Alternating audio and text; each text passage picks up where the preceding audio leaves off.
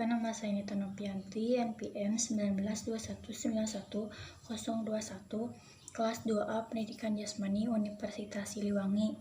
Di sini saya akan memaparkan materi tentang konsep dasar kurikulum pendidikan jasmani dalam mata kuliah Telaah Kurikulum Pendidikan Jasmani.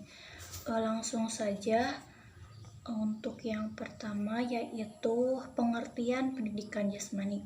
Apa sih pendidikan jasmani? Pendidikan jasmani adalah salah satu mata pelajaran di sekolah yang merupakan media pendorong perkembangan untuk keterampilan motorik, kemampuan fisik, pengetahuan, sikap sportivitas, dan membiasakan pola hidup sehat, pembentukan karakter, baik itu mental, emosional, spiritual, dan sosial, dalam rangka mencapai tujuan sistem pendidikan nasional. Kemudian ada pengertian pendidikan jasmani menurut para ahli. Menurut Samsudin tahun 2008, pendidikan jasmani adalah suatu proses pembelajaran melalui aktivitas jasmani yang didesain untuk meningkatkan kebugaran jasmani, pengembangan motorik, pengetahuan, dan perilaku hidup sehat, dan kecerdasan emosi. Kemudian ada juga asumsi dasar dari program pendidikan jasmani itu. Asumsi dasar pendidikan jasmani adalah program yang merupakan pijakan yang kokoh yang dapat dipertanggungjawabkan dalam membuat dan menyelenggarakan program pendidikan jasmani. Pembuatan program olahraga terutama yang ditunjukkan untuk mereka yang betul-betul mempunyai keinginan untuk tertarik khususnya pada salah satu atau beberapa cabang olahraga dan berkeinginan untuk memperbaiki kemampuan agar dapat berkompetensi dengan orang lain yang mempunyai keinginan dan minat sama.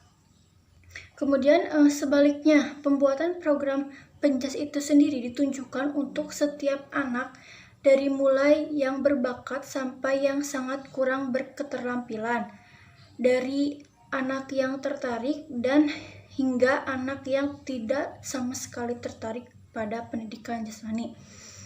Kemudian ada karakter program pendidikan jasmani.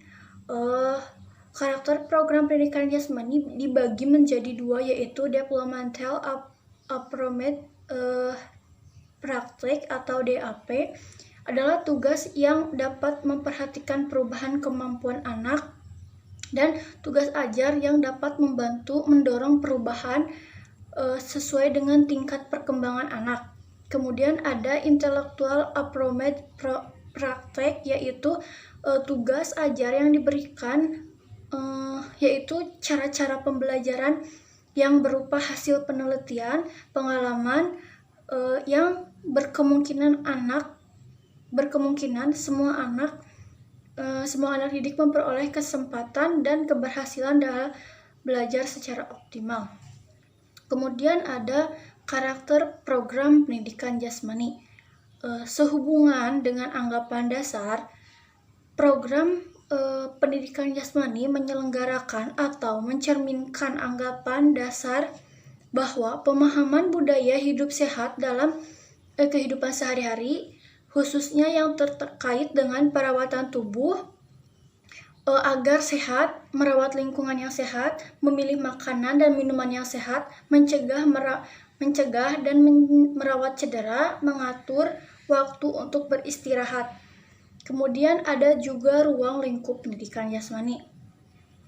Menurut BNSP tahun 2006, ruang lingkup pendidikan jasmani adalah olahraga kesehatan yang memiliki poin-poin seperti bermain dan berolahraga. Bermain dan berolahraga ini contohnya seperti olahraga tradisional, permainan eksplorasi gerak, keterampilan lokomotor, non-lokomotor, dan manipulatif. Ada juga Mungkin secara detailnya itu seperti olahraga atletik, kasti, sepak bola, basket, kemudian ada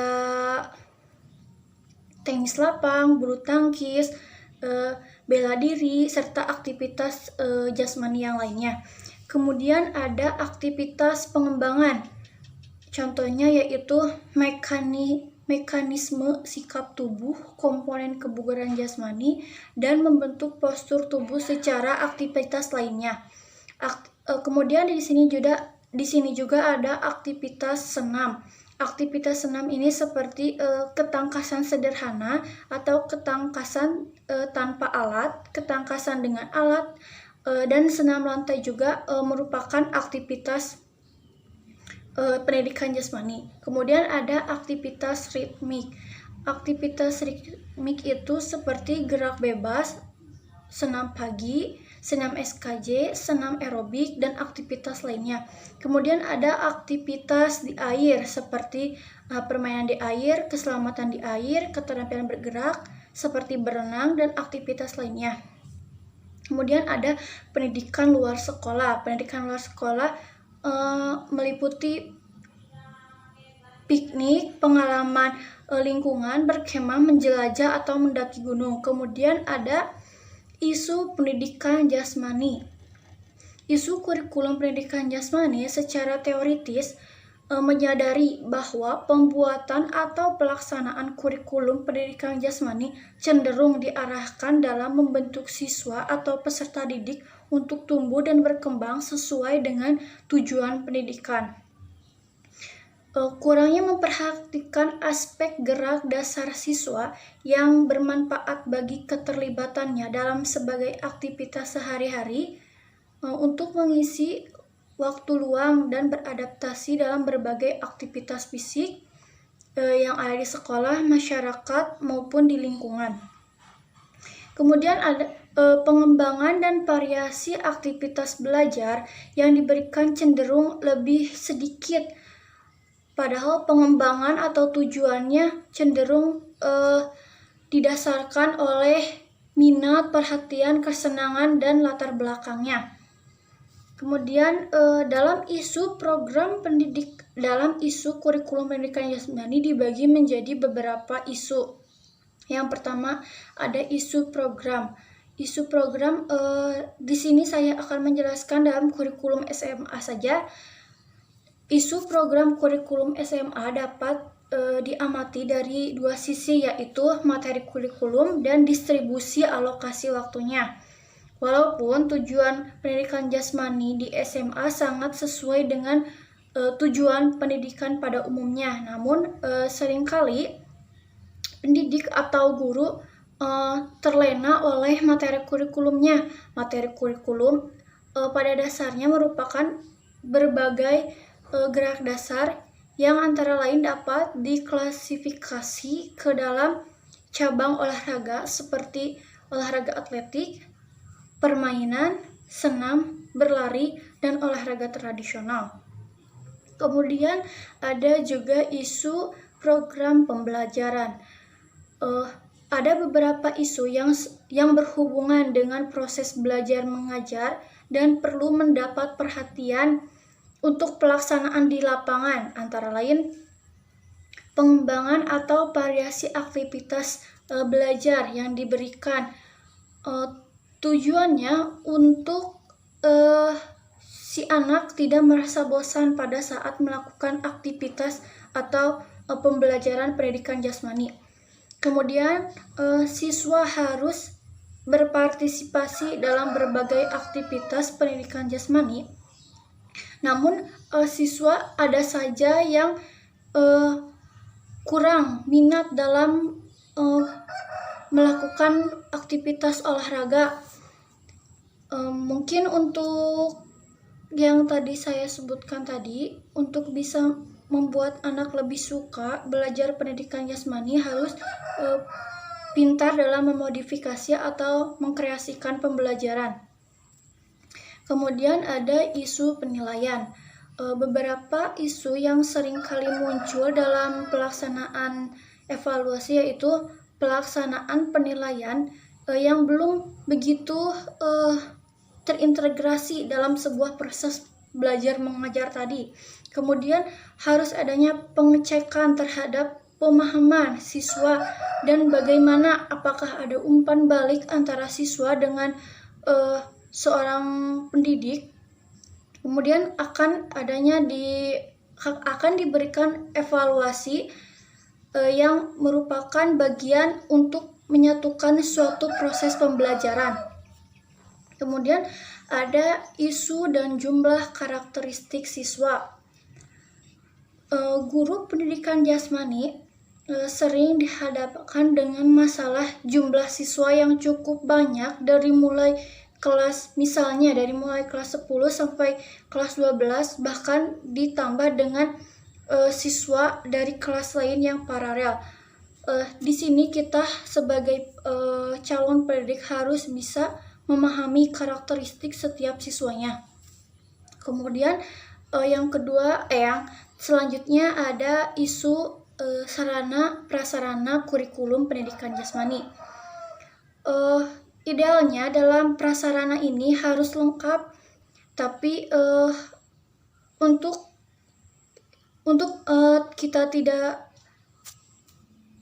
idealnya dalam prasarana ini kan harus lengkap, tidak hanya bersifat standar kualitas yang standarnya harus mahal atau apapun, tapi di sini sarana prasarananya yang sifatnya bisa dimodifikasi dari berbagai ukuran, dari yang berat menjadi ringan. Kemudian ada isu keberhasilan kurikulum pendidikan jasmani. Untuk kita sebagai calon pendidik dapat bercermin pada karakter lulusan pendidikan jasmani yang dijadikan patokan di beberapa negara, misalnya seperti